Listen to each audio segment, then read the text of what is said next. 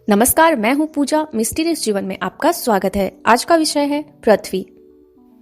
हमारे पिछले एपिसोड्स में हम चर्चाएं कर चुके हैं ब्रह्मांड के बारे में। ब्रह्मांड क्या है? ब्रह्मांड पार्टिकल्स और एनर्जी से मिलकर बना हुआ है। पार्टिकल्स क्या होते हैं, एनर्जी क्या होती है, इन सब के बारे में हम जान चुके हैं। आज हम जानेंगे पृथ्वी के बारे में। ब्रह्मांड के एपिसोड में हम जान चुके हैं कि जो भी ब्रह्मांड की इकाइयां हैं, जितने भी समूह हैं, जितने भी ग्रह हैं, उपग्रह हैं, तारे हैं, वो सब मूलभूत रूप से सिर्फ दो ही चीजों से मिलकर बने होते हैं। पार्टिकल्स मीन्स विभिन्न प्रकार के कण एवं ऊर्जा मीन्स एनर्जी। सूर्य, चंद्रमा, पृथ्वी, मंगल, बुध, बृहस्पति, शनि, ऐसे जितने भी ग्रह उपग्रह तारे हैं, खगोलीय पिंड हैं, वो सबके सब मूलभूत रूप से विभिन्न प्रकार के कणों से ही मिलकर बने होते हैं और उनमें अपनी एक एनर्जी, एक ऊर्जा का संचार होता है। वैसे ही पृथ्वी जो ग्रह है वो भी मूलभूत रूप से कणों का और ऊर्जा का ही एक समूह है। हमारी पृथ्वी भी विभिन्न प्रकार के कणों से और ऊर्जा से मिलकर बनी हुई है। कैसे, ये आज हम इस एपिसोड में जानते हैं। मनुष्य के मतानुसार पृथ्वी की सतह का 29% हिस्सा भूमि के रूप में है, थल मीन्स भू के रूप में है, और 71% मीन्स 71% हिस्सा पानी और तरलीय रूप में है। मीन्स पृथ्वी की जो सतह है वो भूमि एवं पानी से ढकी हुई है और या उनसे बनी हुई है। ध्रुव जो है पृथ्वी के दोनों, उत्तरी ध्रुव और दक्षिण ध्रुव, वो बर्फ से ढके हुए हैं। बर्फ, पानी और भूमि सब के सब कणों का ही समूह होते हैं। मीन्स पानी भी कणों से मिलकर बना हुआ एक इकाई है। भूमि जो होती है वो भी विभिन्न प्रकार के कणों से मिलकर बनी हुई होती है, और बर्फ जो होती है वो भी विभिन्न प्रकार के कणों से ही मिलकर बनी हुई होती है। पानी ऑक्सीजन और हाइड्रोजन H2O से मिलकर बना हुआ होता है। भूमि के अंदर कई प्रकार के ठोस पदार्थ पाए जाते हैं। उसमें मेटल्स भी हो सकते हैं, विभिन्न प्रकार की धातुएं हो सकती हैं, विभिन्न प्रकार के और तत्व पाए जा सकते हैं जो कि ठोस अवस्था में भूमि की परतों में होते हैं। सबके सब विभिन्न प्रकार के कणों के रूप में ही उपस्थित होते हैं। बर्फ जो होती है वो भी पानी का ही ठोस रूप होती है। पृथ्वी का अंदरूनी भाग भी विभिन्न प्रकार के पदार्थों से मिलकर बना हुआ है। ठोस पदार्थ, लिक्विड मीन्स तरलीय पदार्थ, और गैसेस के रूप में मीन्स गैसीय पदार्थ, या फिर अग्नि के रूप में मीन्स ज्वाला के रूप में कई प्रकार के पदार्थ अंदर, भूमि के अंदर, पृथ्वी की सतह के भीतर पाए जाते हैं और उन्हीं से पृथ्वी बनती है।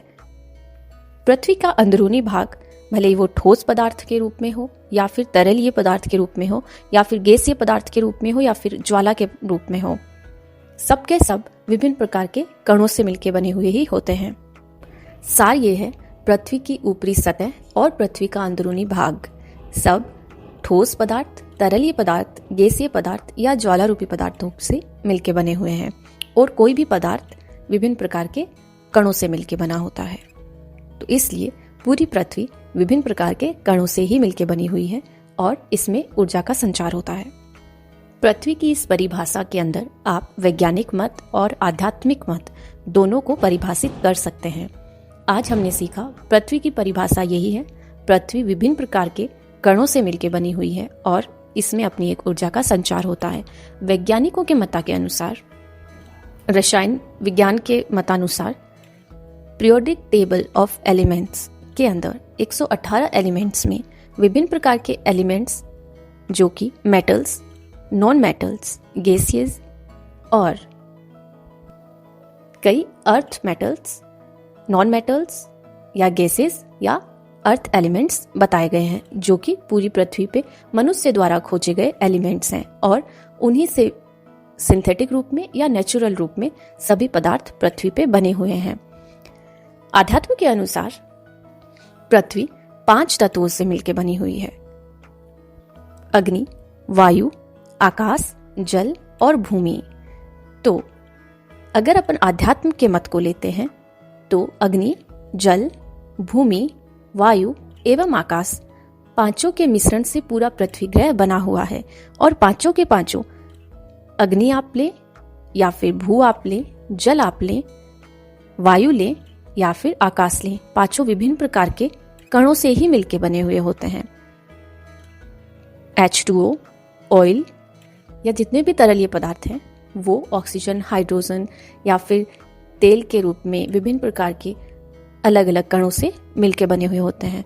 गैसेस जितनी भी होती हैं, ऑक्सीजन हो, हाइड्रोजन हो, नाइट्रोजन हो, हीलियम हो, जितनी भी गैसेस होती हैं वो भी अलग अलग प्रकार के कणों से ही मिलकर बनी हुई होती हैं। अग्नि, आकाश और भूमि के अंदर भी अलग अलग प्रकार के कण ही पाए जाते हैं और इन्हीं से ये भी पदार्थ बनते हैं। वैज्ञानिकों के अनुसार जो 118 एलिमेंट्स रसायन विज्ञान में अभी खोजे गए हैं या कुछ सिंथेसाइज किए गए हैं या आगे आने वाले भविष्य में नेचुरल एलिमेंट्स की सहायता से और कितने भी सिंथेटिक एलिमेंट्स मनुष्य द्वारा बना भी लिए जाएं, तो सबके सब एलिमेंट्स, चाहे वो प्राकृतिक हो या फिर रसायन विज्ञान की सहायता से आगे बनाए जाने वाले पदार्थ हों, सबके सब विभिन्न प्रकार के कणों का ही समूह होंगे। तो जितने भी पदार्थ हैं वो जो पृथ्वी के कण हैं विभिन्न प्रकार के, उन्हीं के समूह से बनाए जा सकते हैं और उन्हीं के समूह को तोड़ के उनको कणों के रूप में ही नष्ट किया जा सकता है। तो आप चाहे कोई पदार्थ बनाएं या जो पदार्थ नेचुरली अवस्था में पृथ्वी पे एग्जिस्ट करता है या फिर आप किसी भी पदार्थ को फर्दर डिस्ट्रॉय भी करते हैं तो वो फर्दर कणों के रूप में ही एग्जिस्ट करेगा। कणों के बाहर कभी कुछ हो ही नहीं सकता।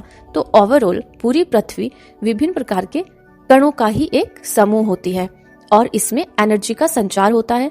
उस ऊर्जा की सहायता से विभिन्न प्रकार के कण एक दूसरे से एक्ट करते हैं, एक दूसरे के साथ रिएक्ट करते हैं और विभिन्न प्रकार के अलग पदार्थ बनते हैं। हमारा जो मनुष्य का शरीर है और पृथ्वी पे पाए जाने वाली असंख्य जितनी भी प्रजातियां हैं, जितने भी प्राणी हैं, जितने भी पेड़ पौधे हैं, जितने भी सजीव हैं, सबके सब जिनमें भी प्राण बसते हैं, उन सबके अंदर उन सबका शरीर जो है वो इन्हीं पदार्थों से मिलकर बना हुआ होता है।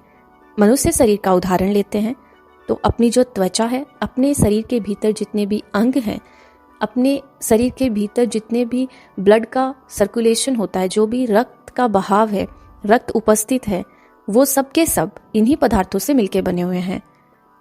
अपने अंदर गैसेस के रूप में कुछ हिस्सा होता है, अपने शरीर के अंदर कुछ हिस्सा तरलीय रूप में होता है, मीन्स पानी के रूप में होता है, और अपनी स्किन और जो अंग बने होते हैं वो भू मीन्स भूमि के रूप में, ठोस रूप में होता है। और पानी, भूमि, गैस और अपने अंदर जो ऊर्जा बहती है वो ज्वाला के रूप में होती है। और इन सब का जो क्रिएशन होता है, वो इन सब की जो उत्पत्ति और क्रिएशन है वो विभिन्न प्रकार के कणों से ही मिलके बनती है। अपनी जो त्वचा है वो विभिन्न प्रकार के कणों से मिलके बनी हुई है। हमारे अंदर जो शरीर में रक्त है, पानी है, वो भी विभिन्न प्रकार के कणों से मिलके बना हुआ है। उसमें हाइड्रोजन हो सकता है, ऑक्सीजन हो सकता है, नाइट्रोजन हो सकता है, कार्बन डाइऑक्साइड भी अपने शरीर में होती है, प्रोटीन अपने शरीर में होता है या फैट अपने शरीर में होती है, कोलेस्ट्रॉल होता है, ब्लड होता है, ब्लड सेल्स होती हैं, विभिन्न प्रकार की कोशिकाएं होती हैं। सब की सब छोटे छोटे कणों से मिली हुई ही इकाई होती हैं। और अपने शरीर के अंदर जो ऊर्जा होती है वो इन सभी छोटी छोटी कणों से मिलकर बनी हुई इकाइयों को उनका एक्शन करने के लिए प्रेरित करती है। वो एक्शन करने के लिए अपने शरीर में उपस्थित ऊर्जा उनको स्ट्रेंथ देती है, पावर देती है, जिससे कि हमारा पूरा शरीर एक्ट करता है, एक्शन करता है और चलायमान रहता है।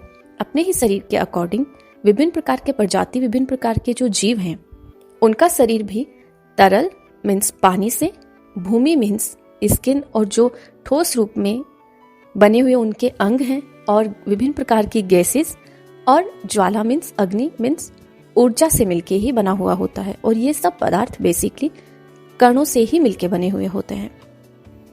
ऐसे ही पेड़ पौधे जितने भी प्रजाति होती हैं वो भी सूर्य के प्रकाश से एनर्जी लेती हैं, और उनमें भी सिर्फ ठोस पदार्थ, तरलीय पदार्थ मीन्स पानी और हवा, इन तीनों से ही वो मिलके बने हुए होते हैं। और ऊर्जा ज्वाला जो है वो सूर्य के प्रकाश से उन्हें मिलती है। ऐसे ही पूरी पृथ्वी पे जितने भी सजीव और निर्जीव जो कुछ भी उपस्थित है सतह में और सतह के भीतर पृथ्वी के अंदर, वो सब कुछ कणों से मिलके बनी हुई अलग अलग प्रकार की इकाइयां हैं। और ऊर्जा के स्तर के अनुरूप वो एक दूसरे से रिएक्ट करती हैं और उन रिएक्शंस के बदौलत विभिन्न प्रकार की क्रियाएं पृथ्वी पे होती रहती हैं, विभिन्न प्रकार की घटनाएं पृथ्वी पे होती रहती हैं।